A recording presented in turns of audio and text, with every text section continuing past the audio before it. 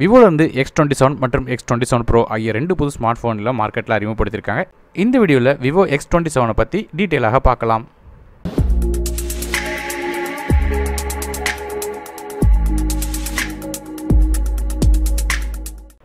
இந்த Vivo X27 பற்றி பேசும்போது முதல்ல இந்த ஃபோனில் இருக்க டிஸ்பிளேலேருந்து ஆரம்பிக்கலாம். இந்த ஃபோனில் ஒரு 6.39 இன்ச் சூப்பர் AMOLED டிஸ்பிளே கொடுத்துருக்காங்க.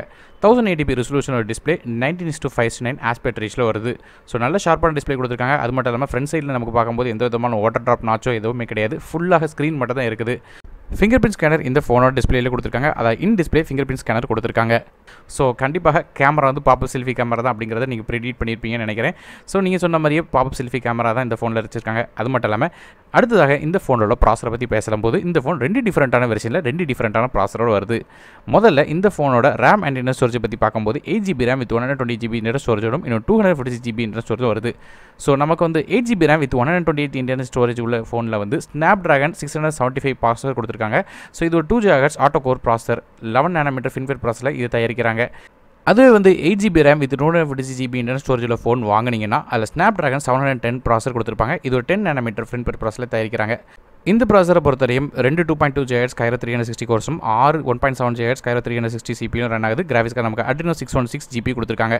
ஸோ ரெண்டு ப்ராசரும் சரி ரெண்டு ஃபோனும் சரி எந்த விதமான வித்தியாசமும் இருக்க போகிறதில்ல. Snapdragon 675 710 கிட்டத்தட்ட ஒன்று தான். ஸோ ரொம்ப ஒன்றும் பெர்ஃபார்மன்ஸில் மாறுதல் இருக்க போகிறது கிடையாது. கேமிங் மாதிரி விஷயங்கள் விளாடும் போது ஹீட் ஆகாமல் தடுக்கிறதுக்காக இதில் வந்து ஒரு வாட்டர் கூலிங் சிஸ்டம் கொடுத்துருக்காங்க. ஸோ இந்த லிக்விட் வாட்டர் கூலிங் சிஸ்டமால் எவ்வளோக்கு ஹெவியான கேம்ஸ் விளாண்டாலும் சரி ஓரளவு ஹீட் பண்ணாமல் மேனேஜ் பண்ணிக்கிடும். பெர்ஃபார்மன்ஸை பொறுத்தவரையும் எந்த விதமான ஹெவியான கேம்ஸ் ஈஸியாக ரன் ஆயிரும். PUBG மாதிரி ஹெவியான கேம்ஸ் கூட ஹை செட்டிங்ஸில் வச்சா கூட எந்த விதமான பிரச்சனையாக இருக்காது.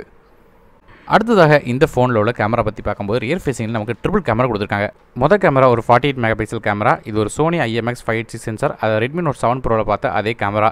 ரெண்டாவது கேமரா ஒரு 13 மெகாபிக்சல் கேமரா கொடுத்துருக்காங்க. இது ஒரு வைட் ஆங்கிள் லென்ஸாக கொடுத்துருக்காங்க. 120 டிகிரி வரையும் சூப்பர் வைட் ஆங்கிள் லென்ஸை ஷார்ட்ஸாக எடுக்க முடியும்.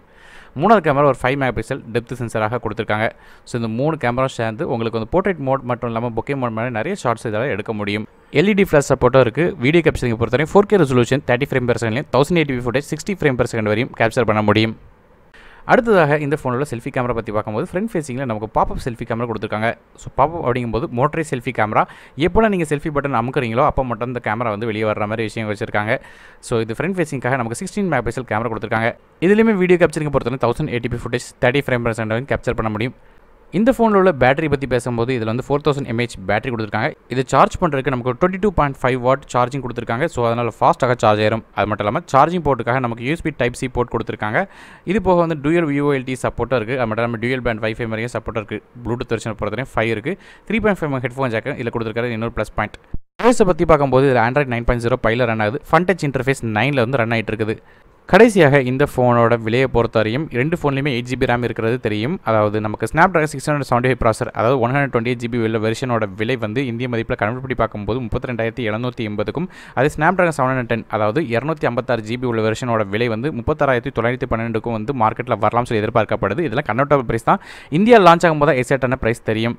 இது போக இன்னொரு அப்கிரேடட் வெர்ஷனான Vivo X27 Pro அப்படிங்கிற ஃபோனையும் அறிமுகப்படுத்தியிருக்காங்க. கூடிய விரைவில் இந்த ஃபோனும் வரலாம்னு சொல்லி எதிர்பார்க்கப்படுது. அப்படி வரும்போது அதை பற்றின வீடியோ நம்ம சேனலில் வீடியோவாக இருக்கும். ஸோ இந்த வீடியோ உங்களுக்கு பயணிச்சா மறக்காமல் லைக் பண்ணுங்கள். உங்கள் ஃப்ரெண்ட்ஸ் அண்ட் ஃபேமிலிஸ்க்கு மறக்காமல் இந்த வீடியோ ஷேர் பண்ணிட்டு பக்கத்தில் பெல் ஐக்கானே ப்ரெஸ் பண்ணுங்கள். எனக்கு மேலும் பல வீடியோ இருக்குது. அது மட்டும் இல்லாமல் இந்த ஃபோன் வாங்கணும்னு நினச்சிங்கன்னா பைனல் லிங்க்ஸ் கூடிய விரைவில் டிஸ்கிரிப்ஷனில் கொடுக்குறேன். அதை யூஸ் பண்ணி வாங்கிக்கலாம். நான் அருண் டெக் இன் தமிழுக்காக மற்ற வீடியோ உங்கள் சந்திக்க வரை நன்றி, வணக்கம்.